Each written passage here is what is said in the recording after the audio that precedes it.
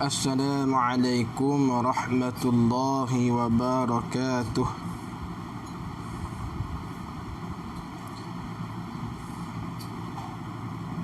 Ila hadratin Nabi Mustafa Rasulillah sallallahu alaihi wasallam, summa ila awliyaillahi salihin والعلماء العاملين وخصوصا إلى شيخ ناصر الدنجوني حفظه الله تعالى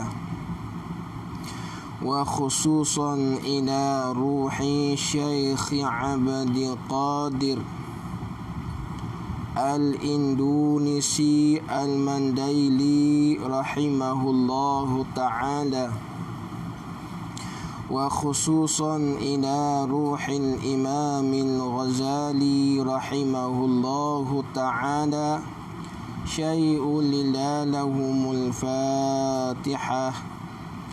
أعوذ بالله من الشيطان الرجيم. بسم الله الرحمن الرحيم. الحمد لله رب العالمين الرحمن الرحيم مالك يوم الدين إياك نعبد وإياك نستعين اهدنا الصراط المستقيم صراط الذين أنعمت عليهم غير المغضوب عليهم ولا الضالين آمين. الحمد لله رب العالمين والصلاة والسلام على رسول الأمين وعلى آله وصحبه أجمعين. سبحانك لا علم لنا إلا ما علمتنا إنك أنت العليم الحكيم ولا حول ولا قوة إلا بالله العلي العظيم. InsyaAllah pada petang ni saya akan baca kitab Penawar Bagi Hati pada kulit kitab terlebih dahulu. Jadi yang mana yang ada kitab, bolehlah kita sama-sama mengikuti pengajian kitab Penawar Bagi Hati. Mudah-mudahan beroleh keberkatan dan manfaat daripada Allah Subhanahu wa ta'ala. Baik, kita tengok pada kulit kitab dulu. Kata musannif Allah ta'ala, kata musannif, penawar bagi hati. Penawar bagi hati. Jadi kitab Penawar Bagi Hati ni orang panggil bukanlah kitab yang asing bagi kita. Bahkan kitab Penawar Bagi Hati ni kitab yang tidak asing lagi di kalangan masyarakat Melayu kita ni, kerana kitab ni antara kitab yang masyhur dibaca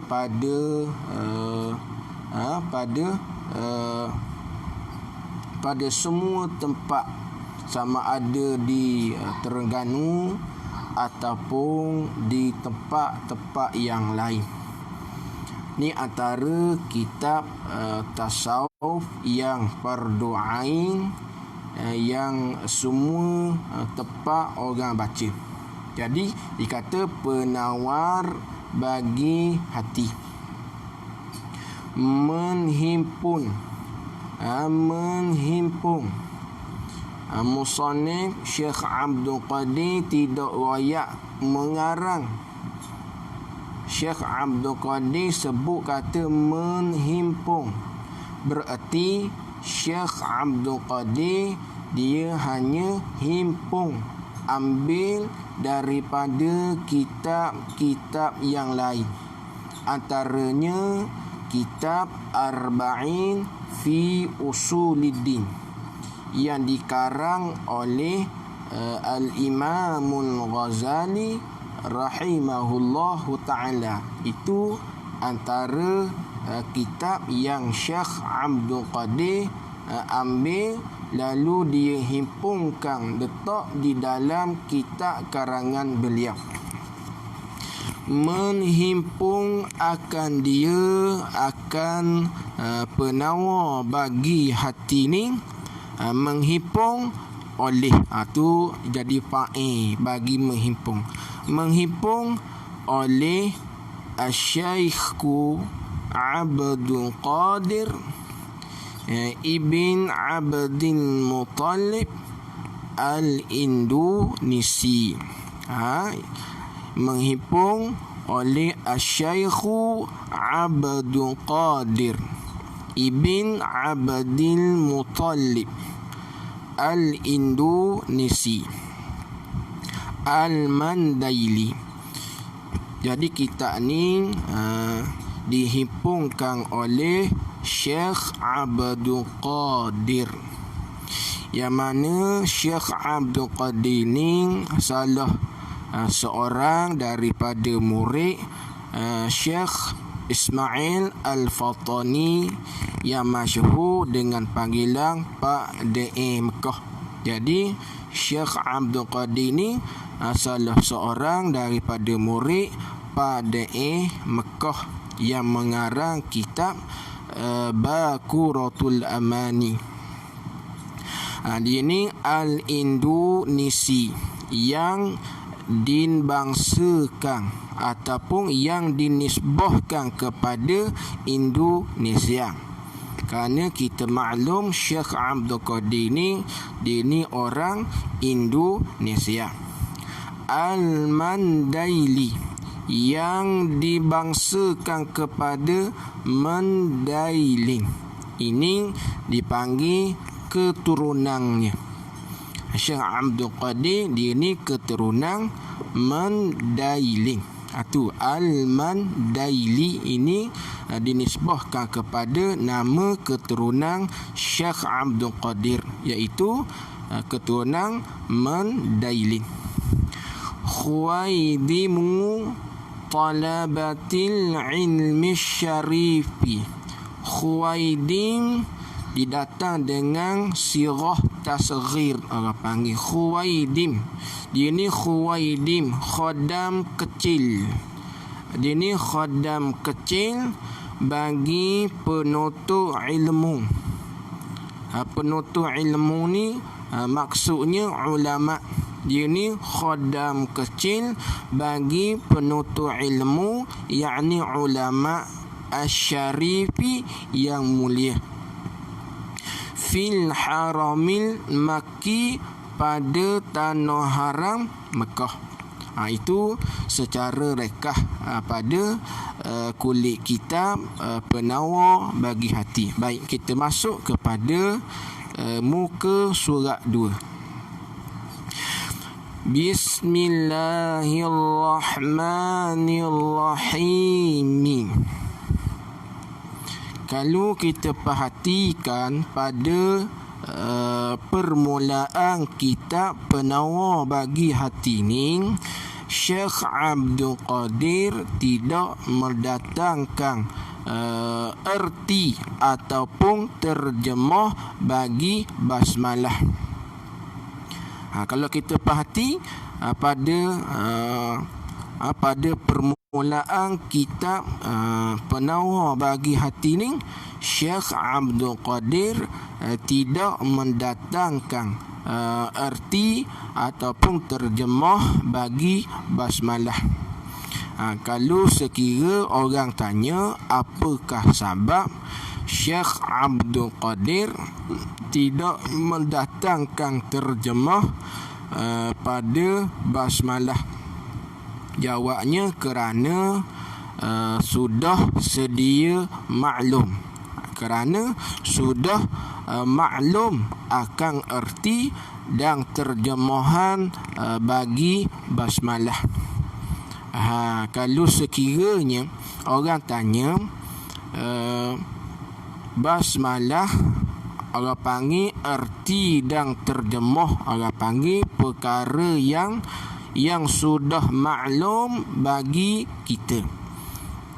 Walaupun perkara itu perkara yang sudah maklum bagi kita, cuma di sini kita kena ingat basmalah kita boleh ertikan dengan beberapa perkara.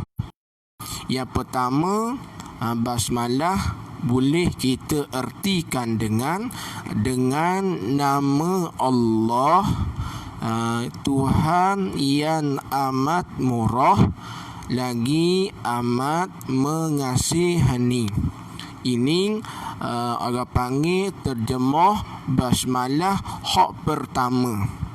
Dan kemungkinan inilah terjemahan yang kita maklum.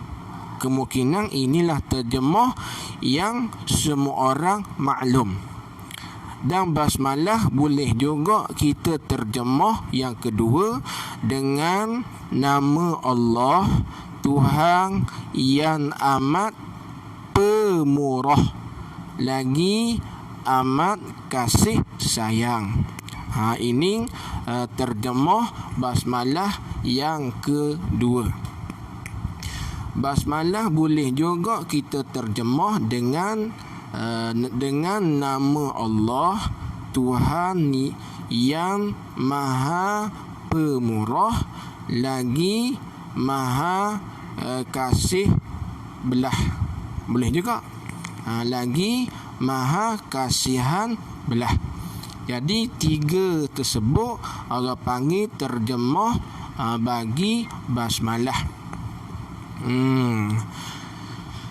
Kemudian sudah kita sedia maklum setiap perkara ataupun urusan yang ada nilai dan harga di sisi agama, maka sunat kita mendahulukan dengan basmalah. Termasuklah pada mengarang. Jadi mengarang termasuk pada perkara yang ada nilai dan harga di sisi agama. Maka sunat kita nak mengarang sesuatu kitab, maka sunat kita mendahulukan dengan basmalah. Tapi ingat, bukan semua perkara ataupun pekerjaan yang disunatkan kita mulakan dengan basmalah. Terkadang perkara tersebut tidak sunat pun kita mulakan dengan basmalah. Antaranya perkara yang tidak disunatkan mula dengan basmalah, antaranya pada segala zikir. Antaranya segala zikir seperti subhanallah, alhamdulillah, Allahu Akbar. Maka segala zikir tu tidak sunat kita mulakan dengan basmalah. Lagi perkara yang tidak disunatkan mula dengan basmalah, antaranya pada segala perkara yang keji dan kotor. seperti meludah. Meludah dipanggil perkara atau pekerjaan yang keji, maka tak sunat meludah dengan membaca terlebih dahulu akan basmalah. Antaranya lagi, kita nak buang angin, tak sunat. Kita nak buang angin tu tak sunat kita mendahulukan baca basmalah. Dan begitu juga tidak disunatkan baca basmalah antaranya azan dan juga iqamah, kerana azan dan iqamah telah didahulukan lafaz yang pertama akan lafaz lafzul jalalah. Maka tidak sunatlah azan dan iqamah kita mendahulukan lafaz basmalah. Dan begitu juga dengan sembahyang fardu ataupun sembahyang sunat. Sembahyang fardu atau sembahyang sunat, kita tidak ditututi mendahulukan dengan membaca basmalah semata-mata. Yang disunatkan kepada kita ialah membaca suratun Nas. Itu disunatkan kita baca sebelum daripada sembahyang fardu atau sembahyang sunat. Adapun kalau semata-mata kita nak membaca bismillah pada sembahyang fardu dan sembahyang sunat, tidak ditututi kepada kita.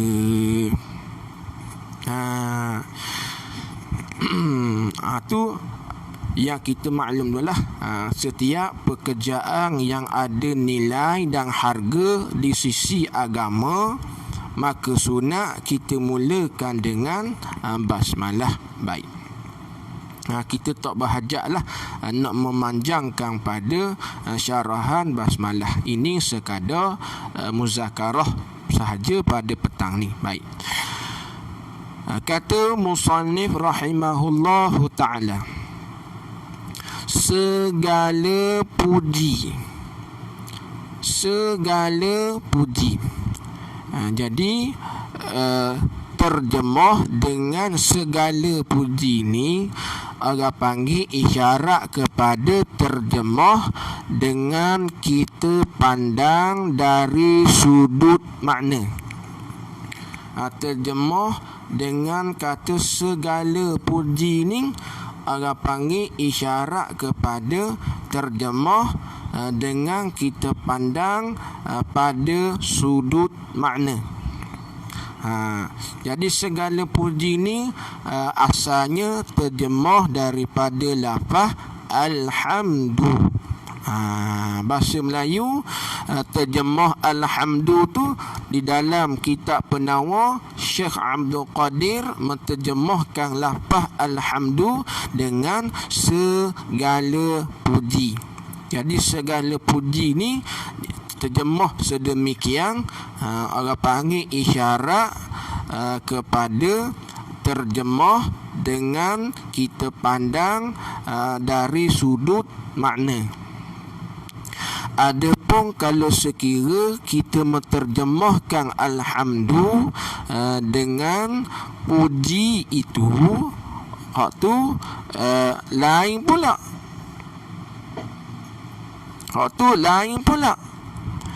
Kalau kita terjemah dengan puji itu, hak tu isyarat terjemah dengan kita pandang dari sudut lafaz sahaja.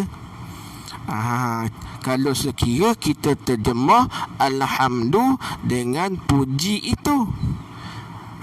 Adapun kalau kita menterjemah alhamdu tu dengan puji-pujian, itu isyarat terjemah dengan kita pandang dari sudut lafaz dan juga makna. Jadi cara nak menterjemahkan alhamdu tu, kita tengok. Kalau sekira kita berjumpa di dalam kitab-kitab ulama, ulama menterjemahkan alhamdu dengan segala puji, itu dipanggil pengecaman terjemah dengan kita pandang dari sudut makna sahaja. Itu cara kita nak memahami gaya cakapan ulama. Dan ada juga setengah kita menterjemahkan alhamdu menyalahi dengan terjemahan kitab-kitab yang lain. Yang biasa kita dengar alhamdu diterjemahkan dengan puji itu.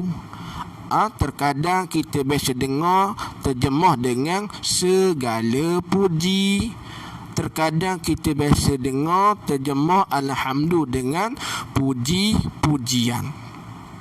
Ada juga setengah kitab ulama menterjemahkan alhamdu tu menyalahi kitab-kitab ulama yang lain. Antaranya kitab Irsyadul Ibad ila Sabilir Rasyad yang dikarangkan oleh Syekh Zainul Abidin. Yang mana dalam kitab Irsyadul Ibad, dalam kitab tersebut Syekh Zainul Abidin menterjemahkan alhamdu dengan kepujian itu. Cara terjemah sedemikian, terjemah yang menyalahi, yang tak sama, yang tak serupa dengan terjemahan kitab-kitab yang lain.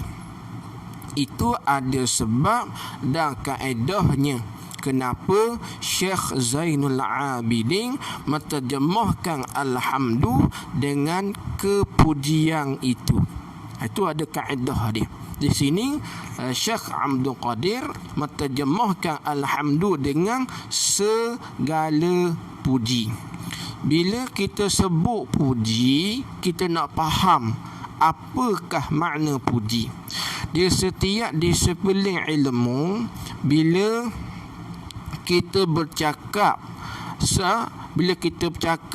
mengenai definisi, bila kita bercakap mengenai ta'rif, maka perlu kita bincangkan dari dua sudut. Yang pertama, kita bincangkan dari sudut makna bahasa. Yang kedua, kita bincang dari sudut makna istilah. Bila sebut segala puji, tak ada kita faham dah segala puji terjemah macam ni isyarat kepada terjemah dengan kita pandang dari sudut makna. Itu kita faham dah. Kemudian kita nak faham pula apakah definisi puji, apakah pengertian puji. Bila kita bercakap mengenai definisi ataupun mengenai makna, perlu kita bincangkan dari dua sudut. Yang pertama, kita bincangkan pengertian dari sudut bahasa. Yang kedua, kita bincangkan pengertian dari sudut istilah. Baik. Bila kita sebut puji, apakah makna puji dari sudut bahasa? Puji dari sudut bahasa ialah sebutan yang baik di lidah. Sebutan yang baik di lidah atas ikhtiari pilihan hati kita, atas jalan membesar dan memuliakan. Itu dipanggil pengertian puji dari sudut bahasa, iaitu sebutan yang baik di lidah. Sebutan yang baik di lidah atas pilihan hati kita sendiri, atas jalan membesar dan memuliakan. Misal pada kata sebutan yang baik di lidah, seperti si Muhammad mengatakan kepada si Khalid itu seorang dermawan. Jadi dermawan tu dipanggil sebutan yang baik di lidah. sebutan yang baik di lidah, yang mana si Muhammad menyebut di lidahnya bahawa si Khalid itu seorang yang dermawan. Jadi lapak ataupun ungkapan si Khalid seorang dermawan dipanggil sebutan yang baik di lidah.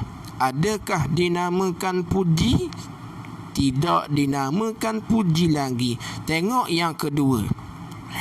Disebutan yang baik di lidah itu atas jalan, atas pilihan hatinya sendiri ke, atau atas paksaan orang lain. Kalau si Muhammad menyebut kepada si Khalid bahawa si Khalid itu seorang dermawan, dia sebut dengan pilihan hatinya sendiri, bukan dengan pasangan orang lain. Adakah dinamakan puji lagi? Tidak lagi dinamakan puji. Tengok pula, si Muhammad sebut kepada si Khalid bahawa si Khalid itu seorang dermawan, disebut sedemikian atas jalan untuk memuliakan si Khalid itu ke, atau atas jalan nak mengejek.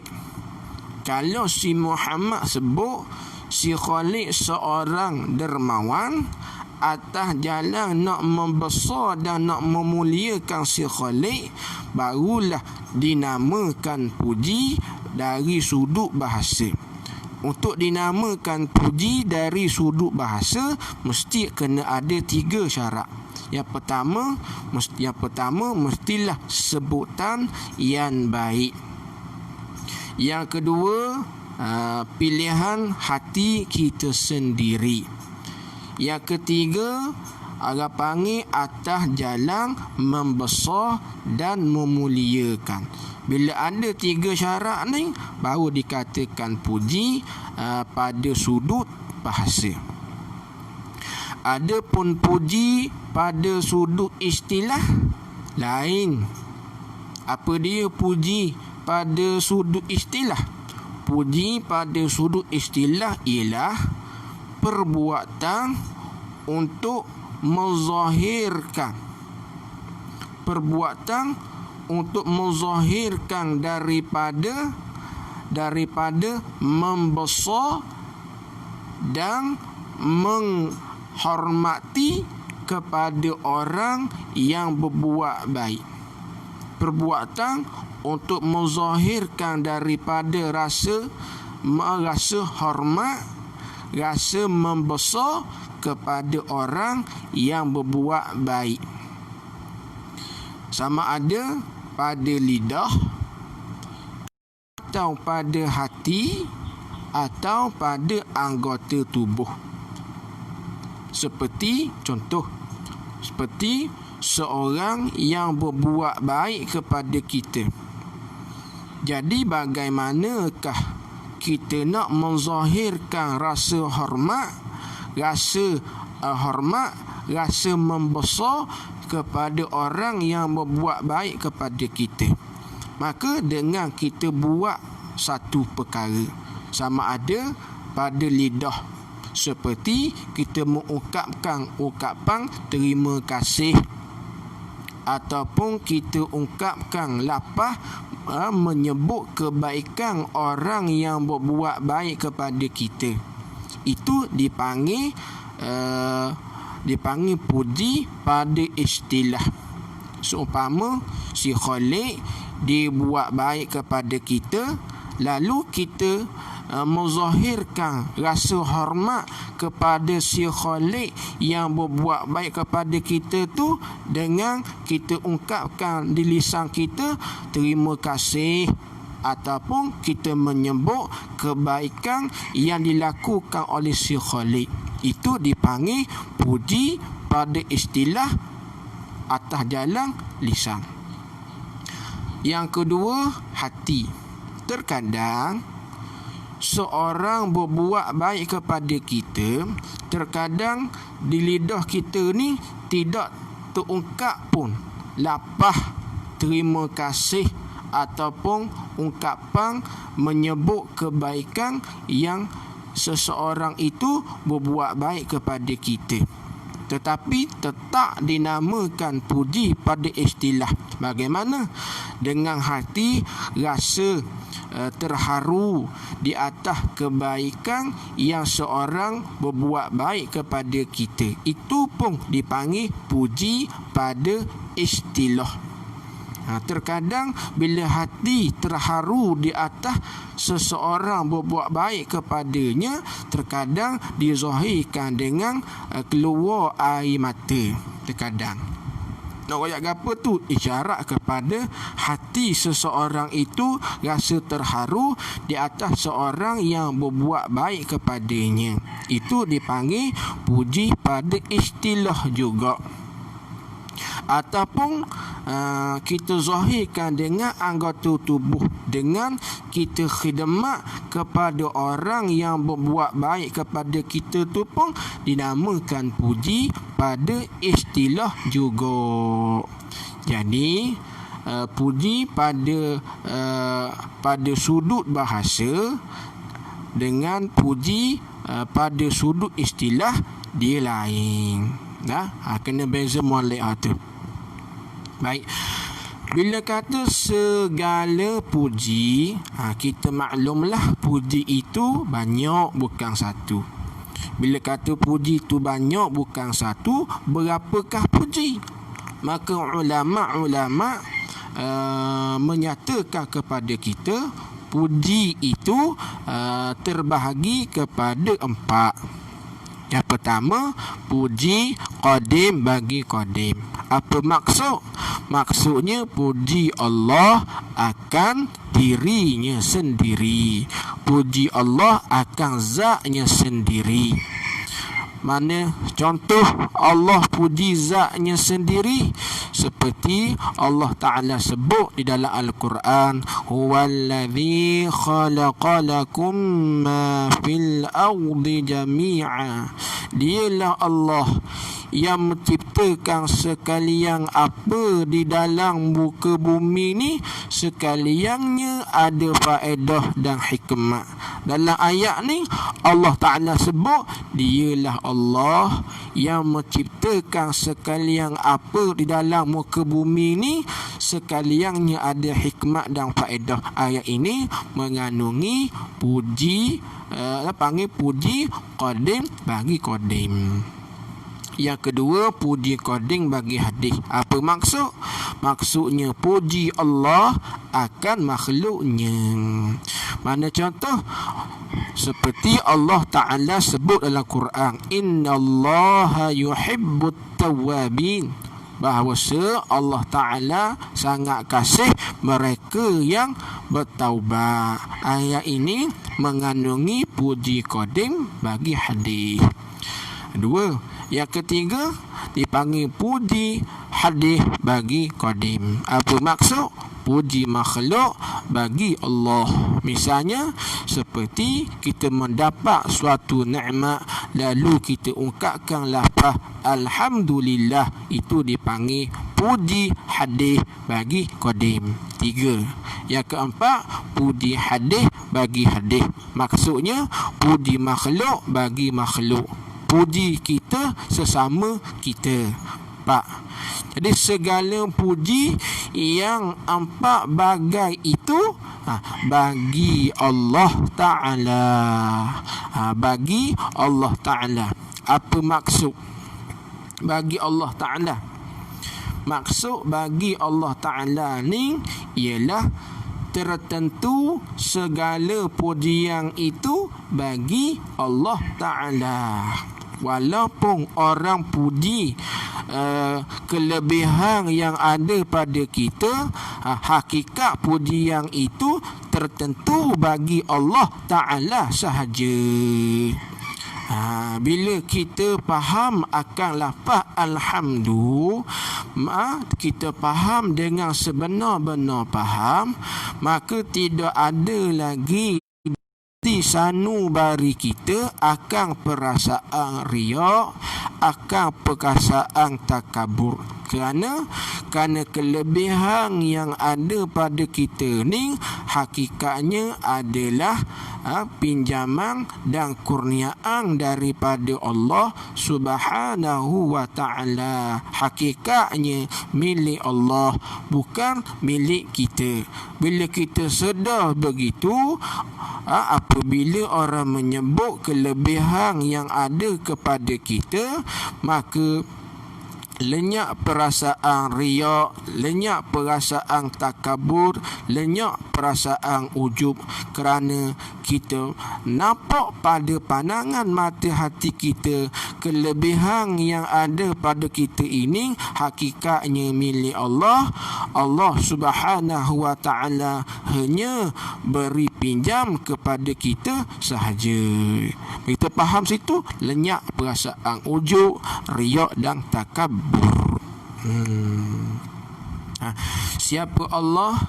Tuhan yang menjadikan ia Tuhan akan jin dan manusia. Hikmah Allah menjadikan jin dan manusia ni, hikmahnya supaya mengerjakan mereka itu jin dan manusia tu mengerjakan akan ibadat dan taat.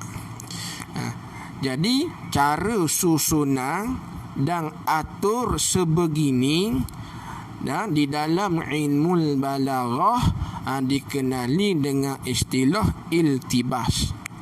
Apa iltibas? Satu tiruan daripada cakapan Al-Quranul Karim. Ini isyarat kepada ayat wa ma khalaqatul jinna wal insa illa liya'budun. Tiadalah aku jadikan jin dan manusia ni melainkan hikmahnya beribadat dan mengenal Allah Subhanahu wa ta'ala. Orang panggil ini, orang panggil cara susunan sebegini ni dikenali dengan istilah iltibas. Satu istilah yang dibincangkan di dalam ilmu balaghah. Jadi hikmah Allah Ta'ala menjadikan jin dan manusia ni, hikmahnya adalah mengerjakan akan ibadah. Mengerjakan akan ibadah. Jadi disebut dalam kitab Sirajut Talibin, syarah bagi kitab Minhajul Abidin, disebut dalam kitab Sirajul Talibin, tidak dinamakan ibadat melainkan amalan yang kita lakukan itu kita bina dengan ilmu. Tidak dinamakan ibadat melainkan amalan yang kita lakukan itu kita bina buat dengan ilmu. Jika amalan yang kita lakukan itu bukan kita buat dengan ilmu, maka tidak dinamakan ibadat, tetapi dinamakan dengan istilah tasannu'. Apa tasannu'? Pura-pura buat amal ibadat. Pura-pura buat amal ibadat. Maka cuba kita renung dan muhasabah diri kita ini. Adakah kita buat amal ibadat? Adakah kita bina dengan ilmu? Ataupun sekadar ikut dan tiruan orang sahaja? Sebab itulah kita kena belajar ilmu, ya, lebih-lebih lagi ilmu fardu ain, ilmu fiqh yang menyentuh mengenai ibadat sembahyang, ilmu tauhid yang menyentuh mengenai ketuhanan dan kenabian, dan ilmu tasawuf yang menyentuh mengenai 10 sifat yang dicela pada agama, dan 10 sifat yang dipuji pada agama. 3 ilmu ni ilmu yang wajib ke atas tiap-tiap orang yang berakal, lagi pula balik belajar. Kalau sekiranya orang yang berakal lagi pula balik, dia tidak belajar 3 ilmu ni, maka orang ini duduk dalam keadaan berdosa besar tiap-tiap saat. Walaupun dia pergi surau sejik dengar orang ceramah, tetapi meninggalkan mengaji ilmu fardu ain. Dalam dengar ceramah itu pun malaikat catat dosa besar tiap-tiap saat. Kerana hikmah Allah Ta'ala jadikan jin dan manusia ni, hikmahnya ialah mengerjakan akan ibadat kepada Allah Subhanahu Wa Ta'ala. Jadi bagaimanakah untuk dinamakan ibadat kalau sekira kita melakukan amalan tidak dengan ilmu? Kalaulah amalan yang kita buat tidak dengan ilmu, maka pada hakikatnya tidak dinamakan ibadat. Dan begitu juga disebut dalam kitab Matang Zubat karangan Imam Ibn Ruslan, amalan yang dilakukan tanpa ilmu itu tidak diterima oleh Allah Subhanahu Wa Ta'ala. Biarlah orang nak kata kita ni belajar ilmu fardu ain daripada kecil sampai besar, biarlah, kerana kita nak memperbetulkan amal ibadat kita, kita nak memperbetulkan pegangan kita, nak membetulkan tasawuf kita. Mudah-mudahan amal ibadat kita ini sah dan diterima dan berpahala. Mudah-mudahan amal ibadat kita ni sah, diterima oleh Allah dan berpahala. Kalau kita tak pernah belajar ilmu tasawuf yang membincangkan 10 sifat yang dicela pada agama, tak pernah belajar pun bagaimana litasang riya, litasang ujub, litasang takabur, tak pernah belajar, kita bimbang amal ibadat kita ini tidak ada pahala. Walaupun pada zahir kita sembahyang cukup rukun syarat, tidak buat perkara yang membatalkan sembahyang, pada zahir amal ibadat kita tu sah. Adapun perkiraan pahalanya ialah hati kita. Adakah kita melakukan amal ibadat kepada Allah tu, adakah terlitah orang panggil sifat yang dicela pada agama, seperti litasang riya, litasang ujub, litasang takabur. Kita kenal tak setiap litasang itu? Kalau kita tidak kenal, kita bimbang litasang itu bersarang dan berada di dalam hati kita sudah sekian lama. Bila keadaan sedemikian, maka ibadat kita itu tidak hasil pahala, walaupun sah ibadat itu pada kiraan fiqh. Ini yang kita bimbang.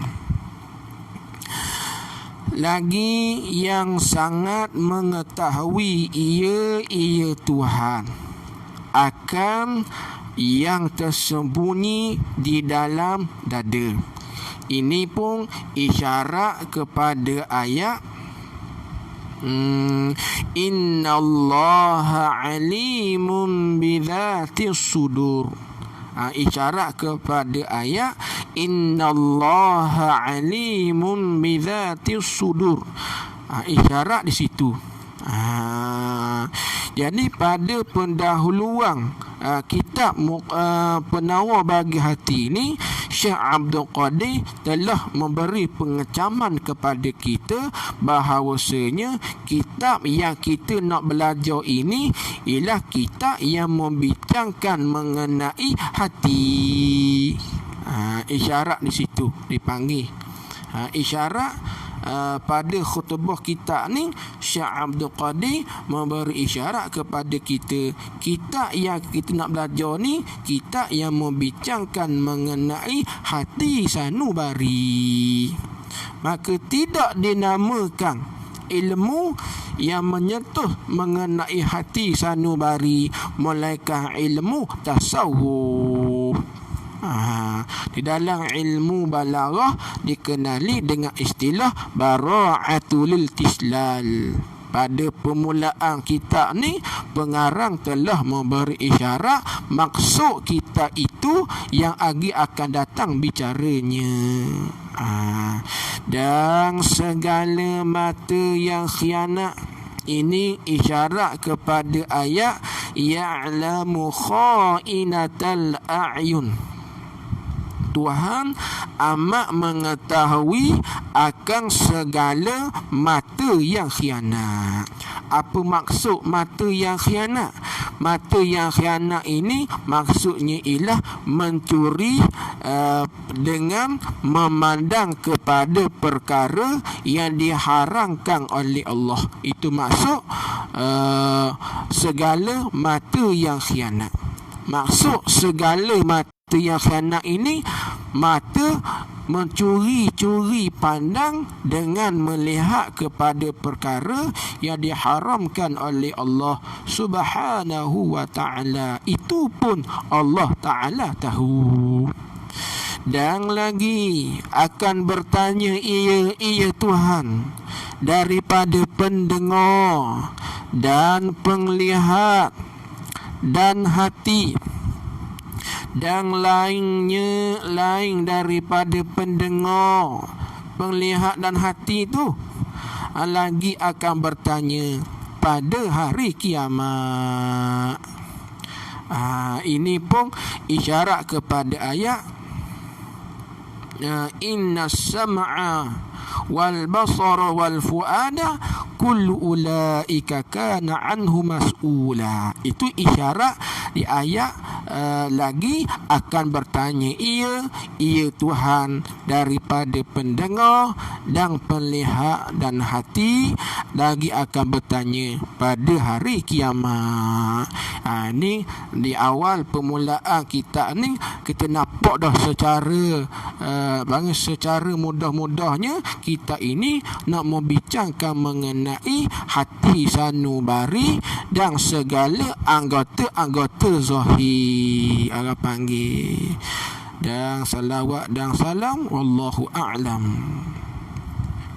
Kita sambung akan datang insya-Allah.